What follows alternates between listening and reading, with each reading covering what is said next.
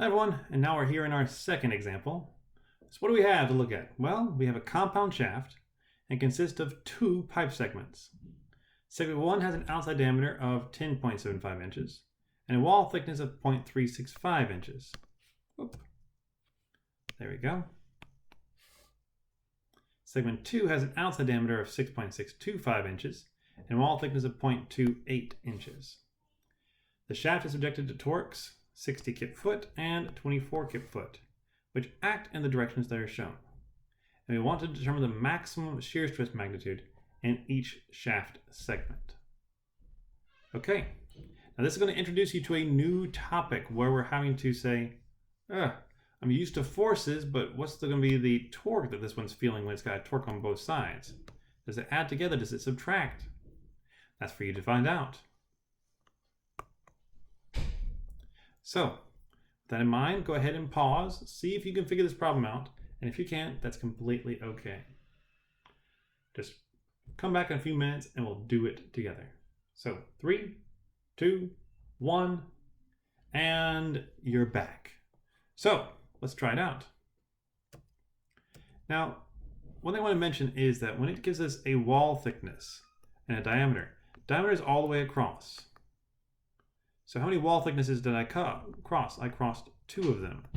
So to get that inner diameter, it would be the outer diameter minus 2 times the thickness. Okay, don't forget that. If you're doing it with radiuses, it will be different.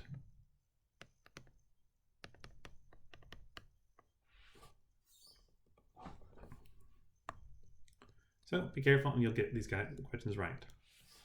Now, the first thing we need to do is calculate the torque in each segment. An easier way to do this is to remember that torque and moments and everything like that is just a vector. Now you're like, but it's all twisty. Yes, but when it's twisting like this, it is based on the right-hand rule going to be either pointing into the page or out of the page. So since right-hand rule, my fingers would curve around that line, my thumb would be pointing into the page while that vector would be going there.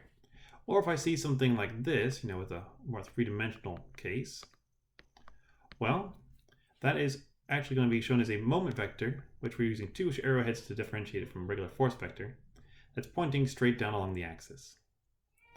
So with vectors, I think you might have an easier time of remembering how to figure out the equilibrium forces, or in this case moments, and figuring out what the internal moment would be due to all these torques. So looking at this, I've got my 2 sections here. What I find is I do some moments in the x direction. Well, T1 plus 60 kip-foot minus 24 kip-foot, so that's 24 right there, that's 60 right there. It's going to be equal to 0. And so I can instantly solve for my internal torque in the first section. I do the same thing, some of the moments in the x direction. And this feels weird because they're vectors, and you're like, trying to do sum of forces. These are technically moments, so you're doing moments in the x direction.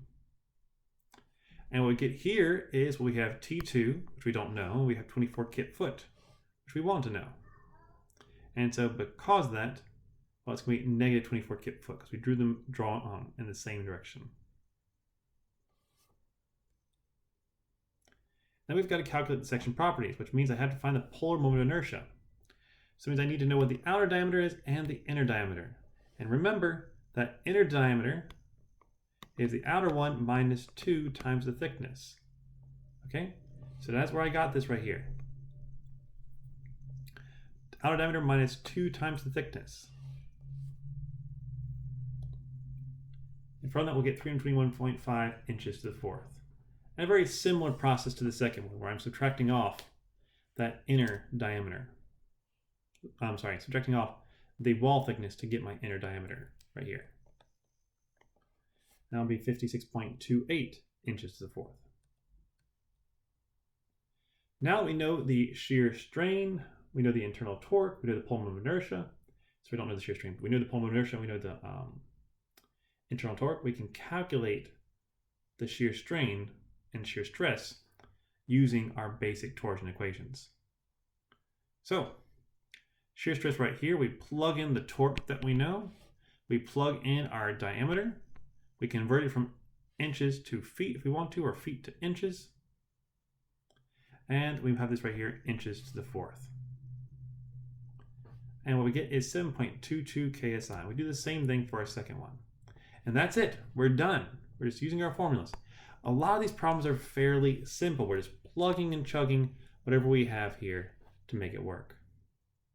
So thank you for listening, and I'll see you all next time. Bye-bye.